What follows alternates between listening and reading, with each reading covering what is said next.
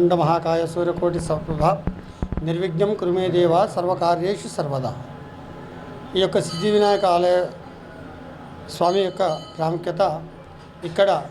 భక్తులు 108 ప్రదక్షిణలు 11 వారాలు నిష్ఠతో చేసి వారి యొక్క కోరికలను తీర్చుకొని ఆ భక్తులకు కొంగు బంగారమే విరాజిల్లుతున్న శ్రీ సిద్ధి వినాయక స్వామి అనుగ్రహంతో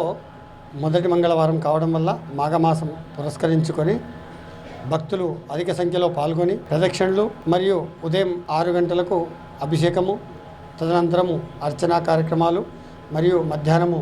12:30కు మహానైవేద్యము, ఆ తర్వాత అన్నదాన కార్యక్రమం ఉంటుంది.